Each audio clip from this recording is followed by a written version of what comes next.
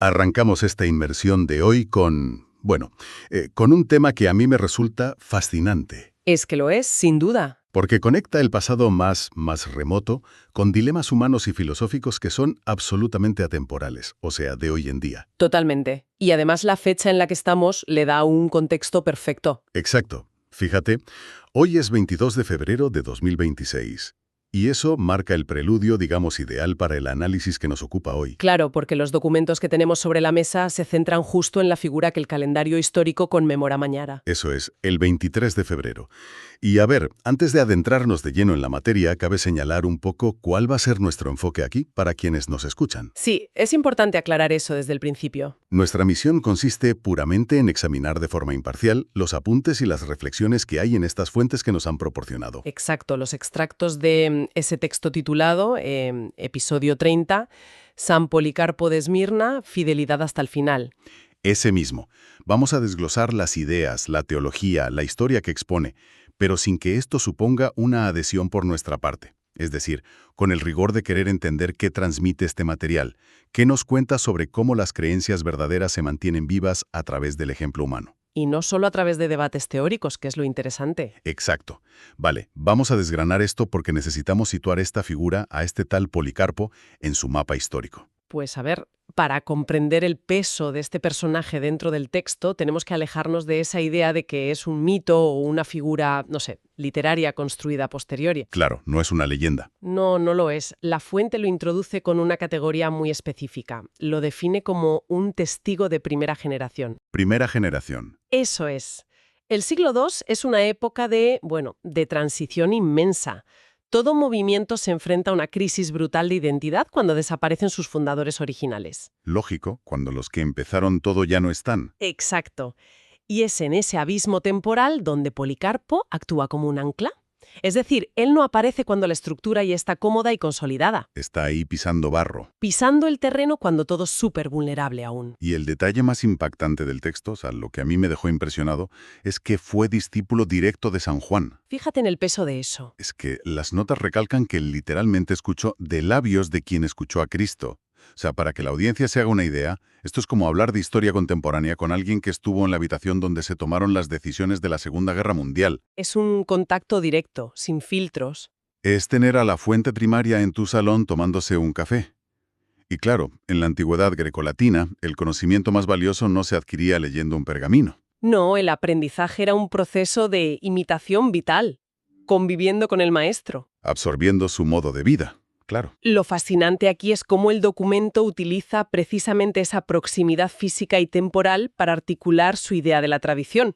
A ver, explícanos eso un poco más. Pues según las notas, en Policarpo, la tradición no es teoría, es transmisión viva. Transmisión viva. Eso es, el conocimiento no pasó como quien entrega un código penal estático, pasó a través del ejemplo in situ. Las acciones del maestro validaban las palabras. Y esto nos lleva a esa dimensión apologética que menciona el texto, ¿verdad? Totalmente. Porque usa a Policarpo como evidencia histórica, evidencia dura, contra esa idea moderna de que el cristianismo fue un invento tardío. Claro, o que se fue deformando con los siglos. El documento dice que la mera existencia de Policarpo demuestra una sucesión apostólica real. Y una unidad doctrinal temprana. Exacto, y que la centralidad de Cristo era innegable desde el inicio. Si hay una evolución corruptora, tarda siglos en alterar un mensaje. Pero si alguien que aprendió de la fuente original está dispuesto a mantener esa línea intacta unas décadas, Pues el argumento de la invención tardía se cae a pedazos. Es la refutación viviente. eso es lo que argumenta la fuente, sí. Pero el texto deja clarísimo que su autoridad no es solo por su currículum o por quién fue su maestro. Nos lleva de lleno a lo que titulan el momento decisivo. La escena del arresto. Madre mía, la escena del arresto. Es que es de película. Nos sitúa en plena persecución en el Imperio Romano, con un Policarpo que ya es un anciano. Y claro, le exigen que reniegue de su fe. Hay que entender que las autoridades imperiales muchas veces no buscaban baños de sangre, buscaban sumisión pública. Romper la moral de los seguidores. Exacto. Querían forzar a una figura de esa autoridad a retractarse. Era el enfrentamiento definitivo entre el poder coercitivo del Estado y la conciencia individual. Y la respuesta de Policarpo. Fíjate, la voy a leer tal cual la recoge el documento, porque es de una sobriedad que te deja helado. Adelante, es una cita clave. Le dicen que blasfeme para salvarse, y él responde: 86 años le he servido, y no me ha hecho ningún mal. ¿Cómo voy a blasfemar contra mi rey y salvador? Es una respuesta increíble. Es que no hay gritos, no hay insultos a los captores, no busca provocar. Es una apelación serena a su propia vida. 86 años de experiencia empírica. Y si conectamos esto con el panorama general que plantea La Fuente, aquí vemos el núcleo de toda su argumentación. ¿El por qué hace esto? Exacto.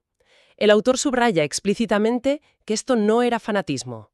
Lo define como memoria agradecida. Esa distinción es vital, me parece a mí. La diferencia entre fanatismo y gratitud. Es la aportación filosófica más profunda de este material. El fanatismo es ciego, inflexible, se nutre de odiar a un enemigo. O de seguir una ideología abstracta sin pensar. Eso es. Pero La Fuente dice que la negativa de Policarpo nace de un lugar totalmente opuesto. La memoria agradecida es retrospectiva. Es hacer balance. Es mirar atrás y decir, oye, en 86 años no he recibido ningún mal. Claro, el fanático igual busca el martirio por gloria o por desprecio a la vida, pero la memoria agradecida simplemente se niega a ser desleal a algo que solo le ha aportado el bien. Es pura coherencia, no irracionalidad. Y aquí llegamos a la clave teológica del texto. En este momento convergen tres dinámicas. La continuidad apostólica de la que ya hablamos. Sí. La autoridad de su testimonio, que recordemos que mártir en griego significa literalmente testigo. Así es. Y el tercer punto, esa coherencia absoluta entre doctrina y vida. La fe que recibió fue la misma que custodió, y la fe que custodió la selló con su sangre. No hay fisuras. Una teoría muy bonita pierde su fuerza si el que la predica sale corriendo ante la primera amenaza. Desde luego. Y eso nos deja una máxima contundente en estas notas. El texto afirma literalmente, la Iglesia no se sostiene solo por argumentos, se sostiene por mártires. Es una frase muy potente. Potentísima. Porque dice que las ideas siempre se pueden rebatir con más ideas. La dialéctica tiene un límite. Pero la entrega irrevocable de una vida le da una gravedad que, bueno, que la tinta no puede igualar. Desplaza el foco del intelecto a la capacidad de sacrificio. La solidez de una cosmovisión se mide por quién está dispuesto a perderlo todo por ella. Entonces, ¿qué significa todo esto para quien nos escucha hoy? Porque claro, estamos hablando del circo romano y del siglo II. Ya, parece que queda muy lejos. El texto lo aborda en la sección de actualización espiritual. ¿Cómo aplicamos este martirio hoy en día? Las notas aclaran algo fundamental. Dicen, tal vez hoy no te pidan el martirio físico. Es una concesión a nuestra realidad. Afortunadamente, no nos lo piden. Claro, pero el llamado, según La Fuente, es exactamente el mismo en esencia. Se pide coherencia, se pide fidelidad, se pide perseverancia. Es decir, las micropruebas del día a día. Exacto. El martirio se traslada a negarte a comprometer tus valores frente a la presión social o la conveniencia. Y de ahí se extraen dos grandes lecciones prácticas. La primera, que la fe, si es verdadera, no se negocia. No se diluye para encajar en un entorno que igual es hostil o simplemente indiferente.